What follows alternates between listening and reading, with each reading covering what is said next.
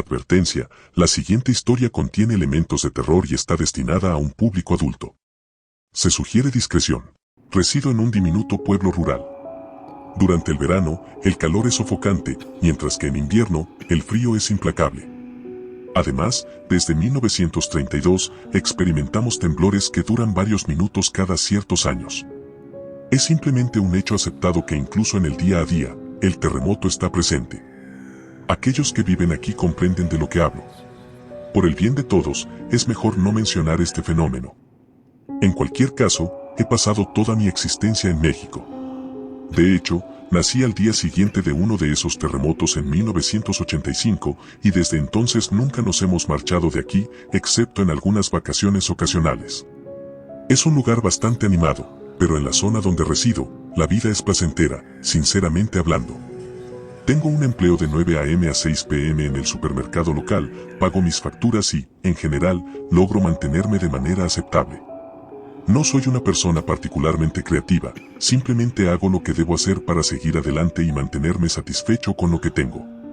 Sin embargo, siempre me había planteado qué desencadenaba estos sismos. Estoy seguro de que cualquiera que haya residido en esta urbe durante más de una década se habrá cuestionado lo mismo. En realidad, no, lo afirmo. A menudo debatíamos sobre ello después de la escuela, ya que todos teníamos esa extraña sensación de que no era algo de origen natural. Después de todo, siempre acontecían en una fecha aproximada. Un muchacho llamado Erasmo, quien solía ser considerado excéntrico, siempre sostenía que se debía a algo oculto bajo la superficie terrestre, una especie de seres subterráneos que excavaban a intervalos regulares, o algo por el estilo. Nosotros, en respuesta, nos reíamos, tachándolo de ridículo. En retrospectiva, casi desearía que fuera tan sencillo como eso. Me ha ocurrido en 3 ocasiones a lo largo de mi existencia. Me refiero a los sismos. Uno de ellos tuvo lugar en 1995, exactamente 10 años después del terremoto de 1985. Otro aconteció en 2014, esta vez casi a punto de cumplirse 10 años desde el último. Sin embargo, lo más impactante fue el sismo del 19 de septiembre de 2017, la misma fecha que el de 1985. Fue una coincidencia extraordinaria para mí. Entonces, decidí tomar una determinación, emplearía el dinero que ganaba trabajando en una taquería local para adquirir diversos instrumentos que me ayudaran a rastrear el epicentro de los terremotos. Adquirí una regla, un compás de alta calidad, una impresora con papel, una calculadora resistente y me puse manos a la obra. Observé detenidamente las herramientas a mi disposición. Una guía elaborada por un estudiante universitario de geología presenta las siguientes indicaciones, las cuales seguí para los curiosos. 1. Registrar el intervalo de tiempo entre la llegada de la onda primaria y la llegada de la onda secundaria en las estaciones sismográficas. 2. Utilizando el tiempo entre ambos eventos, determinar la distancia epicentral de cada estación al terremoto mediante una curva de tiempo de recorrido.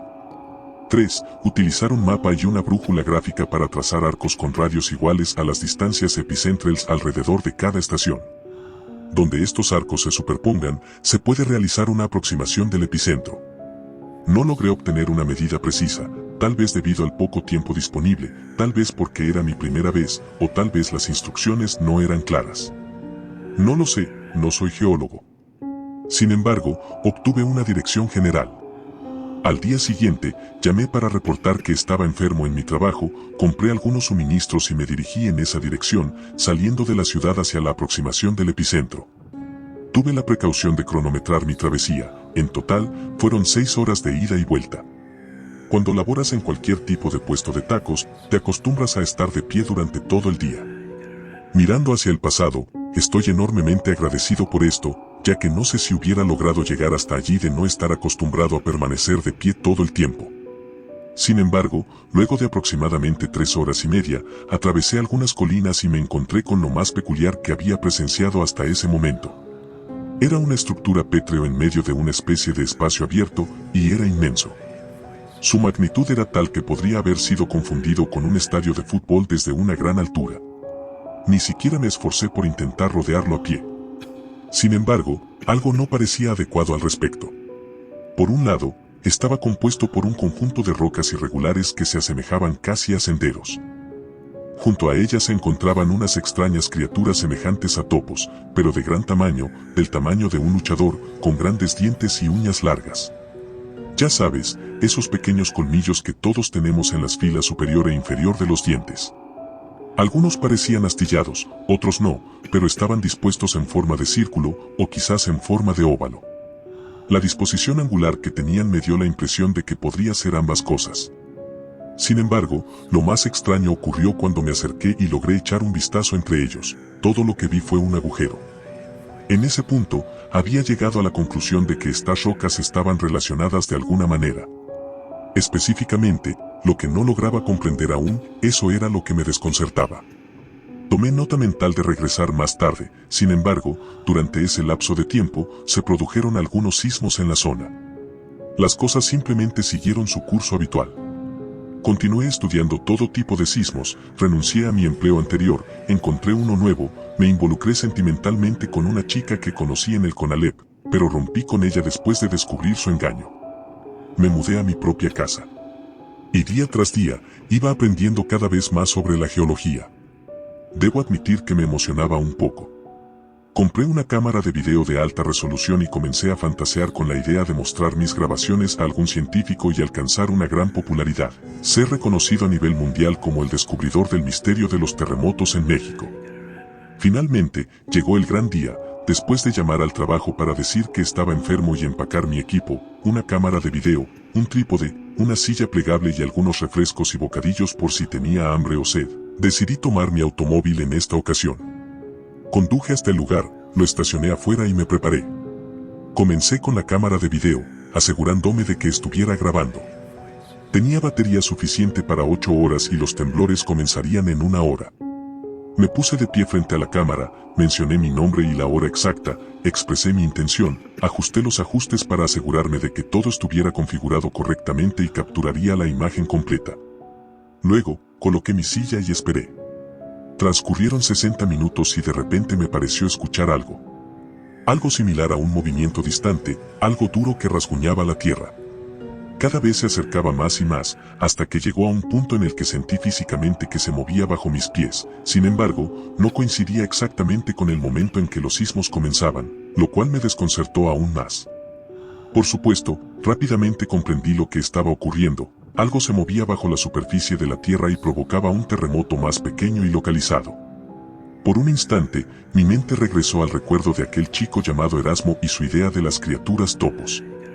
Entonces, las rocas puntiagudas en forma de dientes temblaron y lo que emergió del agujero que las rodeaba me dejó completamente petrificado en mi silla, invadido por un horror puro e indescriptible. Sentí que temblaba de manera horrenda, pero no podía mover ni un solo músculo de forma voluntaria. Era como una especie de lombriz gigante. Todo su cuerpo era completamente negro en cuanto a su color, no reflejaba la luz, simplemente era extremadamente oscuro. Brillaba bajo la radiante luz del sol, lo que me permitió apreciar los detalles, su exoesqueleto lleno de cicatrices y maltratado, sus largos colmillos amarillentos sobresaliendo de su mandíbula inferior, su cuerpo segmentado enrollándose mientras emergía del agujero en la tierra. Poseía un único ojo saltón incrustado en su cabeza y 3 aberturas nasales ubicadas entre este y su boca. A cada lado de su cuerpo se desprendían unos brazos, eran sorprendentemente gruesos en comparación con el cuerpo de la lombriz, lo cual daba la impresión de que poseía una fuerza física considerable. Cada brazo estaba equipado con manos de 3 dedos, con garras desgastadas que se extendían desde cada uno de ellos. Carecía de pulgares, en retrospectiva, probablemente estaban diseñados para raspar la tierra en lugar de sujetar objetos. Esta criatura era de proporciones gigantescas. No tengo ninguna duda de que podría envolver sin problemas el Estadio Azteca si así lo deseara, y probablemente podría empequeñecer todo a su alrededor si se elevara hasta lo más alto. Proyectaba una sombra colosal en el suelo que quedaba detrás de ella, y su mirada se dirigía directamente al firmamento. Se apoyaba contra las formaciones rocosas, lo cual me hizo sospechar que tenía dificultades para mantenerse erguida. Toda su mandíbula inferior se separó verticalmente por la mitad y reclinó su cabeza hacia atrás, inhalando aire durante 6 minutos seguidos. Absorbió tanto aire que me sentí sofocado, así que tomé una bocanada y esperé. Lo último que quería hacer era simplemente quedarme sentado, mirando con un horror absoluto. Luego, se detuvo y contuvo la respiración durante otro minuto, Después empujó la cabeza hacia adelante y lo que salió fue un estruendoso rugido, el más fuerte y al mismo tiempo el más silencioso que jamás haya escuchado. Ahora comprendo de dónde provienen los temblores. Es esta criatura que emerge de las profundidades de la tierra cada determinado tiempo y emite este aterrador grito durante 6 minutos seguidos. Un sonido tan potente que hace temblar el suelo sin cesar. Sin embargo, tiene un tono tan agudo que debes esforzarte para escucharlo, pero una vez que lo percibes, se vuelve casi inevitable y puedes oírlo sin dificultad. No era un sonido agradable en absoluto, era una cacofonía espeluznante que recordaba a los agonizantes chillidos de un animal en su último aliento, tan ensordecedor que apenas se podía soportar. Resulta extraño que incluso después de tantos años, todavía conserve ese recuerdo tan vívido. Supongo que hay ciertas cosas que simplemente no se pueden olvidar. Después de los 6 minutos designados, cesó su actividad. Parpadeó de manera extremadamente lenta, con sus párpados cerrándose verticalmente en lugar de la forma horizontal en la que tú o yo lo haríamos.